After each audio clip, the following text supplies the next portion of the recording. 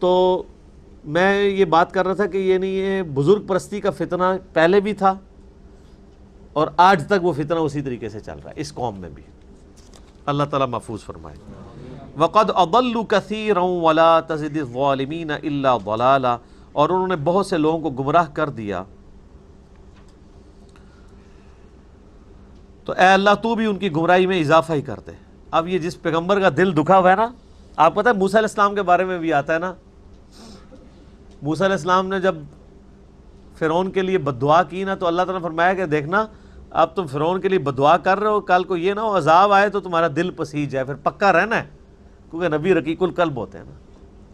یہاں پہ نوح علیہ السلام جو ہے نا وہ کہہ رہے ہیں اے اللہ انہوں نے بہت سے لوگوں کو گمراہ کیا ہے، یعنی یہ جو بڑے بڑے لیڈرز ہیں، اب اے اللہ ان کو تو تباہ ان کی گمراہی میں اضافہ ہی کر دینا، یعنی ان کو اب توبہ کی بھی توفیق نہ ملے. یہ پوائنٹ آف نو ریٹرن ہے. پیغمبر کہہ رہا ہے کہ اب توبہ نصیب نہ ہو ان کو. کیوں؟ پوری زندگی میری مخالفت کرتے رہے، آخری ٹائم پہ اگر یہ کلمہ پڑھ لیتے ہیں تو ہمارا غصہ کیسے ٹھنڈا ہوگا. ٹھیک ہے، یہ تو ہمارے نبی علیہ السلام کا ہی جگرا تھا نا کہ آپ نے فتح مکہ پہ سب کو لا تثریب علیکم اليوم، آج کسی پہ کوئی گرفت نہیں ہے، معاف کیا معاف کیا معاف کیا. یہ بڑا مشکل کام ہے. مما خطیئاتہم اغرقوا فادخلوا نارا، اپنی خطاؤں کے باعث انہیں غرق کر دیا گیا پھر انہیں آگ میں ڈال دیا گیا. یعنی نوح علیہ السلام سے پہلے بھی جو لوگ گمراہ گزرے. فلم یجدوا لہم من دون اللہ انصارا، پھر انہوں نے اللہ تعالیٰ کے مقابلے پر کسی کو اپنا مددگار نہیں پایا. وقال نوح رب لا تذر علی الارض من الکافرین دیارا، پھر نوح علیہ السلام نے عرض کی اے میرے رب نہ چھوڑ اس روئے زمین پر کافروں میں سے کوئی بھی بستی.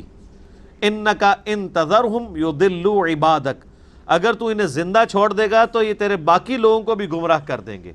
ولا یلدوا الا فاجرا کفارا، اور اے اللہ ان کی جو اولاد بھی پیدا ہوگی نا وہ آگے سے بدکار اور ناشکری پیدا ہوگی. کتنی بڑی کنکلوژن کر رہے ہیں حضرت نوح علیہ السلام. انہوں نے کہا میں نے 950 سال ان کو آزما لیا ہے، کوئی اب ان میں سے بچنا نہیں چاہیے، ان کی اولاد بھی کافر ہی پیدا ہوگی. اب یہ بیسیکلی حضرت نوح علیہ السلام ایک ایکسپرٹ اوپینین دے رہے ہیں کہ جب کسی کے اوپر مور لگ جائے تو وہ پوائنٹ آف نو ریٹرن کے اوپر ہوتا ہے. سم بکم عمی فہم لا یرجعون. لیکن ہمارے لوگوں نے نا جناب اس سے علم غیب ثابت کیا. انہوں نے کہا دیکھیں نوح علیہ السلام کو کتنا علم غیب تھا کہ انہوں نے دعا کرتے ہوئے کہا کہ اے اللہ یہ جو کافر تو نے زندہ چھوڑ دیے نا، نہ ان کو ہدایت ملے گی نہ ان کی اولادوں میں. انہوں نے کہا کہ ان کی جتنی بھی اولاد قیامت تک آنے والی تھی نا ان کے بارے میں نوح علیہ السلام کو علم غیب تھا کہ وہ ہدایت نہیں پکڑیں گے. یہ جو علم غیب کر دیا جائے اس آیت چوں، یہ تو ان کا اوپینین تھا ایک.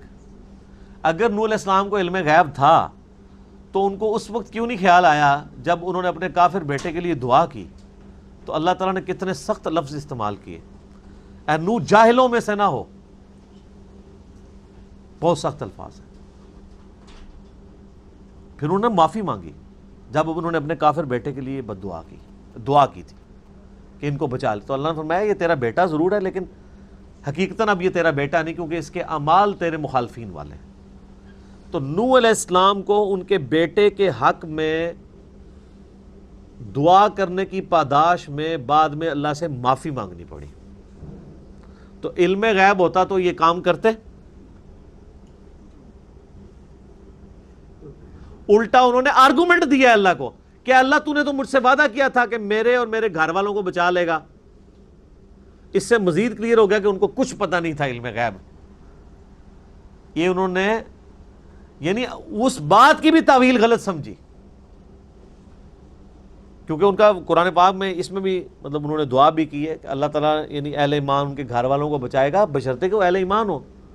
تو اللہ تعالیٰ نے فرمایا کہ میں نے تیرے گھر والوں کی گارنٹی دی تھی، لیکن ان گھر والوں کی جو ایمان لے کے آئے، تیری بیوی اور تیرا بچہ جو تجھ پہ ایمان نہیں لے کے آئے وہ نہیں بچیں گے. ایک بیٹا ان کا نہیں بچا اور ایک بیوی نہیں. اور وہ اللہ سے کیا آرگومنٹ کر رہے ہیں کہ یا اللہ تو نے تو وعدہ کیا تھا میرے گھر والوں کو بچائے گا. تو وہ باقی گھر والوں کو بچایا نا، ساروں کو تو نہیں بچانا. تو جن کو اس چیز کا مطلب سمجھ نہیں تھا ان کے بارے میں آپ یہ کلیم کر رہے ہیں کہ انہیں علم غیب ہے قیامت تک آنے والی اولاد کا، جن کو اپنے گھر والے کے بارے میں بھی علم نہیں تھا، ڈائریکٹ بات کو بھی وہ نہیں سمجھے اور اس کی تعویل دوسری کی انہوں نے، اور پھر اللہ سے معافی مانگی۔ پھر اللہ نے جب ڈانٹا تو قرآن پاک میں ان کی معافی بھی نقل ہوئی ہے۔ اور یہ معاملہ یہاں ختم نہیں ہوگا، بخاری اور مسلم میں حدیث ہے قیامت والے دن جب سب لوگ نفسا نفسی کر رہے ہوں گے اور پھر وہ اپنے سفارشی کی تلاش میں نکلیں گے تو آدم علیہ السلام کے پاس پہلے آئیں گے، تو آدم علیہ السلام کہیں گے کہ آج مجھے اپنی جان کی فکر ہے، مجھے اللہ نے ایک شجر کھانے سے منع کیا تھا، میں نے نافرمانی کی کہ آج میری پکڑ نہ ہو، آج اللہ بڑے جلال میں ہے، ایسے جلال میں جو آج سے پہلے نہیں تھا، تم نوح کے پاس چلے جاؤ۔ پھر لوگ نوح علیہ السلام کے پاس آئیں گے اور کہیں گے کہ اے نوح علیہ السلام، آپ اللہ کے خاص رسولوں میں سے رسول ہیں، نسل انسانی کو اللہ تعالیٰ نے آپ کے ذریعے آگے چلایا، تو آپ اللہ کے حضور دعا کریں نا، آج ہماری سفارش کریں۔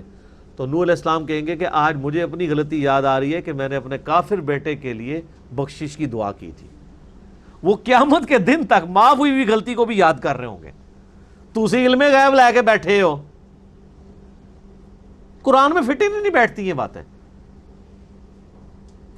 یہ پچھلے دنوں میرا جو کلپ ہے دہشت گردی کے حوالے سے، اس میں نے اسامہ ابن زید رضی اللہ تعالیٰ عنہ کے بارے میں بتایا کہ ان سے ایک جنگ میں ایک کافر کے ساتھ لڑائی کے دوران کافر جب نیچے آیا ان کی تلوار کے نوک کے، اس نے کلمہ پڑھ دیا ڈر کے، انہوں نے پھر بھی اسے قتل کر دیا، لیکن دل میں اب کلک تھا، جا کے حضور علیہ السلام سے خود ہی اپنا معاملہ بیان کر دیا کہ یا رسول اللہ اس طرح اپنی شکایت خود ہی کر دی۔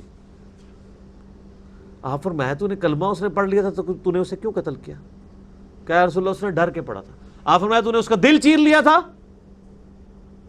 اسامہ تو کیا کرے گا جب وہ کلمہ پڑھتا ہوا اللہ کے حضور کھڑا ہو جائے گا، اور اس جملے کو آپ ریپیٹ کرتے رہے، اسامہ تو کیا کرے گا، اسامہ تو کیا کرے گا، اسامہ تو کیا کرے گا۔ تو آج اس حدیث کے اس پورشن کے اوپر بھی ذرا غور کریں کہ اسامہ بن زید کو نبی علیہ السلام فرما رہے ہیں تو نے اس کا دل چیر کے دیکھ لیا تھا کہ اس نے ڈر کے کلمہ پڑھا یا حقیقتاً پڑھا ہے؟ تو ان کو کہنا چاہیے تھا یا رسول اللہ آپ کے تو امت کے ادنا ادنا غوث اور کتب ابدال علم غیب جانتے ہیں، تو میں تو اولیاء اللہ کا سردار ہوں، میں تو صحابی ہوں، تو میں نے واقعی یا رسول اللہ دل چیر لیا تھا۔ نا یہ بھی تو مطلب نکلتا ہے، اور اس سے یہ بھی عقیدہ پتہ چل گیا کہ نبی علیہ السلام فرمایا کوئی کسی کا دل چیر کے نہیں دیکھ سکتا اس کے اندر کیا ہے، علم غیب کوئی نہیں جانتا۔ یہ آپ کو تو کہانیاں کراتے ہیں نا، یہ شان ہے خدمت گاروں کی، سرکار کا عالم کیا ہوگا، کہتے ہیں نا۔ اور خدمت گار کون ہوتے ہیں؟ وہ ان کے اپنے بابے۔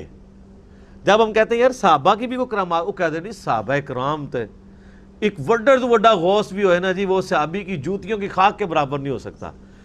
تو جو تھوڑے غوث جن کی جوتیوں کی خاک کے برابر نہیں ہیں، ان کو جب نبی علیہ السلام کہہ رہے ہیں تو نے دل چیر لیا تھا، تو بیچارے خاموش ہو گئے ہیں۔ آپ کے غوث تو دل بھی بانٹ لیتے ہیں۔ سب کہانی ہے سر، قرآن و حدیث آپ کہیں سے بھی پڑھیں نا، ان کے عقیدے کی گمراہی آپ کے اوپر واضح ہو جائے گی، فٹ ہی نہیں بیٹھتی چیزیں۔ تو یہاں پہ انہوں نے اپنا ایک اوپینین دیا کہ یا اللہ یہ پوائنٹ آف نو ریٹرن پہ تیری طرف سے مور لگ چکی ہے، ان کی اولاد بھی نہ شکری ہوگی۔ اور پھر اس سورت کا آغاز بھی اس بات سے ہوا کہ فرما دیجئے مجھ پر وحی آئی ہے کہ جنات کے گروہ نے میرا قرآن سنا ہے، یعنی میرا جو علم الغیب ہے وہ ڈیپینڈنٹ ہے اس بات کے اوپر کہ اللہ وحی کے ذریعے مجھے غیبی خبریں دیتا ہے۔ اور اس سورت کا اینڈ بھی علم غیب کے عقیدے کے اوپر ہوگا کہ اللہ کی یہ شان نہیں ہے کہ وہ غیب کے اوپر کسی کو اطلاع دے سوائے اپنے رسولوں کے، اور پھر ان کے گرد بھی حفاظت مقرر کر دیتا ہے اور ان کو انڈر آبزرویشن رکھتا ہے کہ ان رسولوں نے اللہ کا پیغام اپنی امتوں تک پہنچایا یا نہیں پہنچایا۔ اور جو غیبی خبریں ان کے پاس آتی ہیں وہ پروٹیکشن کے ساتھ آتی ہیں، اس میں جنات کا دخل نہیں ہوتا۔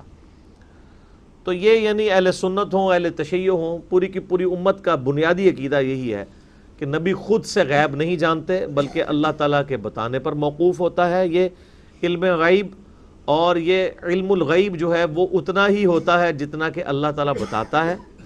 باقی اس کے اندر اہل حدیث نے تھوڑا غلو کر دیا اور اس کی وجہ سے زیادہ فتنہ کھڑا ہوا جب بریلویوں نے علم غیب کے بارے میں غلو کرنا شروع کیا تو اہل حدیث پھر دوسری طرف چلے گئے. اہل حدیث نے یہ موقف اختیار کر لیا کہ جو بات نبی کو بتا دی گئی وہ تو علم غیب ہے ہی نہیں، کیونکہ وہ تو آپ کے علم میں آ گیا. اس لیے نبی علیہ السلام کی جو غیبی خبریں ہیں ان کے اوپر علم الغیب کا لفظ نہیں بولنا چاہیے، حالانکہ ان کا دعویٰ بالکل باطل ہے. اللہ تعالیٰ نے اس کے اوپر علم الغیب کا لفظ ہی بولا ہے. اگر یہ اصول مان لیا جائے کہ جو چیز نبی کے علم میں آ جائے گی وہ علم میں آنے کے بعد غائب نہیں رہے گی، تو پھر اللہ تعالیٰ کے علم میں تو ہر چیز ہے. تو اللہ تعالیٰ کے پاس علم غیب نہیں ہے کیا؟ اللہ تو کہتا ہے عالم الغیب والشہادہ. جب اللہ تعالیٰ یہ بات کہہ رہا ہوتا ہے کہ اللہ تعالیٰ غیب کا جاننے والا ہے، تو اللہ سے کوئی چیز غیب ہے؟ تو پھر کیوں کہتا ہے میں غیب کا جاننے والا ہوں؟ اس لیے کہ جو تمہیں نظر نہیں آتا نا، میں وہ کچھ دیکھ لیتا ہوں. یہی مطلب ہوا نا. تو بس اب اس اصول کو قائم رکھیں کہ غیب کا مطلب یہ ہے کہ جو آپ کو چیز نظر نہ آ رہی ہو، جو ہستی وہ بھی دیکھ لے، وہ غیب ہے. اچھا، اب نبی علیہ السلام کو اگر اللہ تعالیٰ عذاب دوزخ یا عذاب قبر یا غیبی چیزیں دکھا دیتا ہے تو وہ ہمارے اعتبار سے علم غیب ہی ہے. نبی علیہ السلام کے لیے وہ شہادہ ہے، سامنے ہے. اس اعتبار سے تو سارا علم غیب اللہ کے لیے بھی علم غیب نہیں بلکہ شہادہ ہے، سامنے ہے. اللہ جب کہتا ہے میں چھپی ہوئی باتوں کا جاننے والا ہوں، تو کیا وہ اللہ سے چھپی ہوئی ہیں؟ ہمارے ریفرنس سے بات کر رہا ہوتا ہے نا کہ تمہیں جو نظر نہیں آ رہی وہ میں دیکھتا ہوں. تو بھائی جو چیزیں ہمیں نظر نہیں آتی نبی علیہ السلام دیکھ رہے ہیں تو وہ نبی علیہ السلام کا بھی علم غیب ہے. بات سمجھ آ گئی؟ تو علم غیب کے اوپر میں نے ڈیٹیل 2 لیکچر ریکارڈ کروائے ہیں. مسئلہ نمبر 6A اور 6B. الحمدللہ وہ ہزاروں لوگوں کی اصلاح کا سبب بنے ہیں. یہ بات حقیقت ہے کہ یہ جو فرقہ وارانہ رویے ہیں نا، انہوں نے یعنی بہت مصیبت کھڑی کی ہے. علم غیب کے مسئلے میں 80% بریلوی مکتبہ فکر کے لوگوں کو صحیح سمجھتا ہوں، لیکن وہ 20% ان کا غلو ہے. دوسری طرف اہل حدیث جو ہیں انہوں نے دوسری طرف غلو کیا ہے کہ وہ کہتے ہیں نہیں یہ تو اس کو علم غیب کہنا ہی نہیں چاہیے. تو بہرحال اہل حدیث کے اندر جو پڑھے لکھے علماء ہیں صحیح، انہوں نے تو باقاعدہ پھر اس چیز کو مانا ہے. سورہ آل عمران کی آیت نمبر 179 کی اگر آپ تشریح پڑھیں، جو سعودیہ سے قرآن مفت دیا جاتا ہے، اہل حدیث عالم ہے پاکستان کے صلاح الدین یوسف صاحب، 90+ ان کی ایج ہے. تو انہوں نے وہ قرآن کا ترجمہ اور ترجمہ تو جونا گڑی صاحب کا تفسیر انہوں نے لکھی ہے، حاجیوں کو مفت دیتے ہیں. دارالاسلام پبلیکیشن نے بھی وہ چھاپا ہوا ہے. اس میں اگر آپ آیت نمبر 179 سورہ آل عمران کی نکالیں گے نا، جس کا ترجمہ کچھ یوں ہے کہ اللہ کی یہ شان نہیں کہ اللہ تبارک و تعالی ہر ایک کو غیب پر اطلاع دے دے سوائے اپنے رسولوں کے. تمہارا کام ہے اللہ اور اس کے رسول پہ ایمان لاؤ. یعنی اللہ کی شان کے خلاف ہے کہ کسی غیر نبی کے اوپر غیب کی خبر نازل فرمائے. اس کی تشریح میں انہوں نے خود لکھا ہے کہ اللہ تعالیٰ اپنے نبیوں کو بعض چیزوں کا علم الغیب عطا فرماتا ہے. تو علم الغیب کا لفظ انہوں نے یوز کیا. ٹھیک ہو گیا؟ تو یہ 2 ایکسٹریم رویے ہیں، میں نے اس کا رد کر دیا. باقی اس کے اوپر جو ڈیٹیلز ہیں بہت زیادہ ہیں، اسی لیے میں نے وہ آلموسٹ 3.5-4 گھنٹے کی ویڈیو ہے 2 نشستوں میں. مسئلہ 6A اور 6B. 6A علم الغیب سے متعلق ہے، 6B جو ہے وہ کشف، الہام اور خوابوں سے متعلق ہے، کیونکہ خواب بھی ایک ذریعہ ہے غیبی خبر کا. بخاری و مسلم میں حدیث ہے کہ میری وفات کے بعد غیب کی خبریں منقطع سوائے مبشرات کے. پوچھا گیا مبشرات کیا ہیں، تو فرمایا گیا خواب ہیں جو اللہ تعالیٰ اپنے بندوں کو دکھائے گا. نبی علیہ السلام کی وفات کے بعد اب غیب کی خبر صرف اور صرف خواب کے ذریعے بتائی جائے گی. اور وہ بھی بخاری مسلم میں ہے کہ خواب کی 3 شکلیں ہیں، ایک اللہ کی طرف سے، ایک شیطان کی طرف سے، ایک نفسانی خواہشات کی طرف سے.